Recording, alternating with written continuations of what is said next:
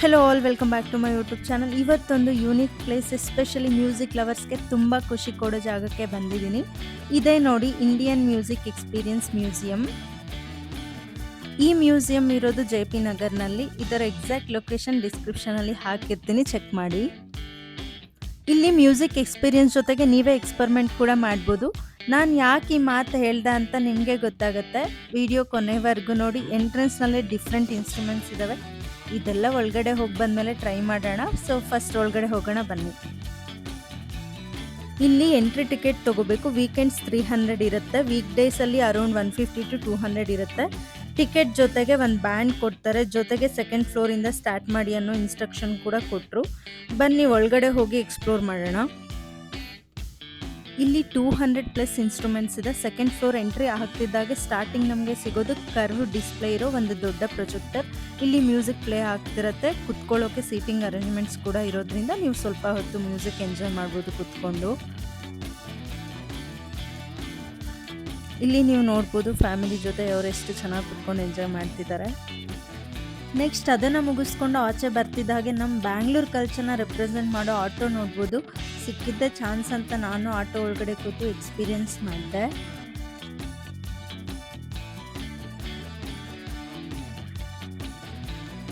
Next ಇಲ್ಲಿ ಚಿಕ್ಕ screens ನೋಡ್ಬೋದು, ಜೊತೆಗೆ ಹೆಡ್ಫೋನ್ಸ್ ಕೂಡ ಇದೆ. ಇಲ್ಲಿ ಬೇರೆ ಬೇರೆ ವೆರೈಟೀಸ್ ಆಫ್ ಮ್ಯೂಸಿಕ್ ನಾವು ಕೇಳ್ತಾ ಎಂಜಾಯ್ ಮಾಡ್ಬೋದು. ನಾನೊಂದು ನನ್ನ ಫೇವರೆಟ್ ಸಾಂಗ್ ಹಾಕ್ಕೊಂಡು ನಾನು ತುಂಬ ಖುಷಿಯಾಗಿ ಎಂಜಾಯ್ ಮಾಡ್ತಾ ಇದ್ದೆ.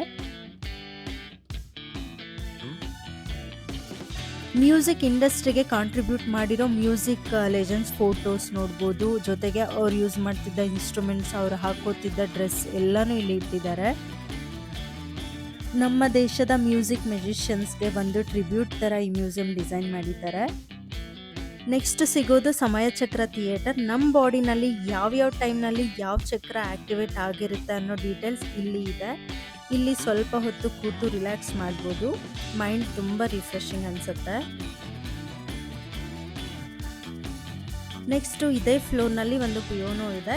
ಇದು ಜಸ್ಟ್ ನೀವು ನೋಡ್ಬೋದು ಅಷ್ಟೇ, ಟಚ್ ಮಾಡೋ ಹಾಗಿಲ್ಲ.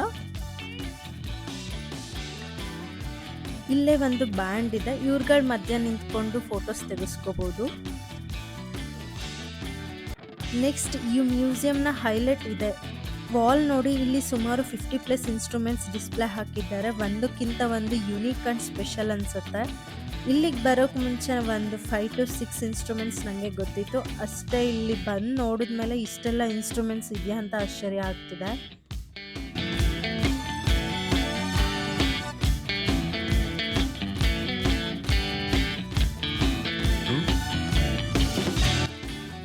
ಬಾಲಿವುಡ್ ಹಾಗೆ ನಮ್ಮ ಸ್ಯಾಂಡಲ್ವುಡ್ ಲೆಜೆಂಡ್ಸ್ ಫೋಟೋಸ್ ಎಲ್ಲ ನೀವು ಇಲ್ಲಿ ನೋಡ್ಬೋದು. ನಮ್ಮ ತಾತನ ಕಾಲದಲ್ಲಿ ಯಾವ ಥರ ರೇಡಿಯೋ ಮತ್ತು TV ಇತ್ತು, ಹಾಗೆ ಟೈಮ್ ಪಾಸ್ ಆಗ್ತಾ ಇತ್ತು, ಯಾವ ಥರ ಅದು ಅಪ್ಗ್ರೇಡ್ ಆಯಿತು ಎಲ್ಲನೂ ಇಲ್ಲಿ ನೋಡ್ಬೋದು.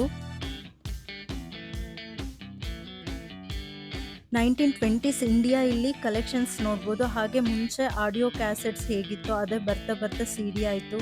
ಹೀಗೆ ಎಲ್ಲ ಕಲೆಕ್ಷನ್ಸು ಇಲ್ಲಿ ನೋಡ್ಬೋದು.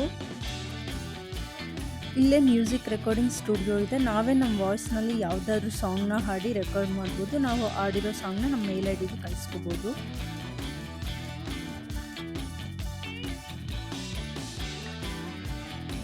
ನೆಕ್ಸ್ಟ್ ಎಲ್ಲ ಮುಗಿಸ್ಕೊಂಡು ಗ್ರೌಂಡ್ ಫ್ಲೋರ್ಗೆ ಬಂದೆ. ಇಲ್ಲಿ ಒಂದು ದೊಡ್ಡ ಪಿಯೋನೋ ಇತ್ತು. ನಾನು ಕೂತು ಪ್ಲೇ ಮಾಡಿದೆ. ನನಗೆ ಮ್ಯೂಸಿಕ್ ನಾಲೆಡ್ಜ್ ಇಲ್ಲ ಅಂದರೂ ಚೆನ್ನಾಗೇ ಪ್ಲೇ ಮಾಡಿದೆ ಅಂತ ಖುಷಿ ಆಯಿತು.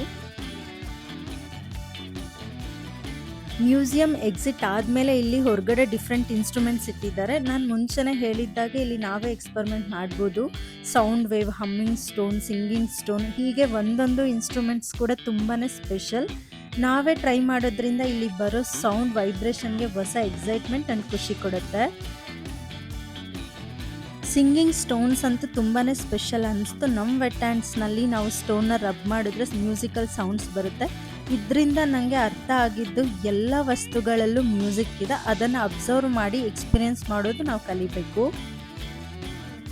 ಓವರಾಲ್ ಈ ಪ್ಲೇಸ್ ನನಗೆ ತುಂಬಾ ಇಷ್ಟ ಆಯಿತು. ಮ್ಯೂಸಿಕ್ ಬಗ್ಗೆ ತುಂಬ ನಾಲೆಡ್ಜ್ ಸಿಗುತ್ತೆ.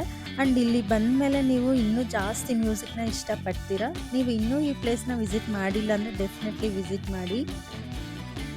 ಡೆಫಿನೆಟ್ಲಿ ನಿಮಗೆ ತುಂಬ ಇಷ್ಟ ಆಗುತ್ತೆ ಅಂತ ಹೇಳ್ತಾ ಈ ವಿಡಿಯೋನ ಎಂಡ್ ಮಾಡ್ತಾ ಇದ್ದೀನಿ. ಈ ವಿಡಿಯೋ ಇಷ್ಟ ಆಗಿದ್ರೆ ಲೈಕ್ ಮಾಡಿ, ನಿಮ್ಮ ಫ್ರೆಂಡ್ಸ್ಗೂ ಹಾಗೂ ಫ್ಯಾಮಿಲಿಗೂ ಶೇರ್ ಮಾಡಿ. ಇನ್ನೂ ಯಾರೆಲ್ಲ ನನ್ನ ಚಾನಲ್ನ ಸಬ್ಸ್ಕ್ರೈಬ್ ಮಾಡಿಲ್ಲ ಪ್ಲೀಸ್ ಸಬ್ಸ್ಕ್ರೈಬ್ ಮಾಡ್ಕೊಳ್ಳಿ. ಇದೇ ಥರ ಒಳ್ಳೆ ಕಂಟೆಂಟ್ ಜೊತೆ ಬರ್ತೀನಿ. Thank you all.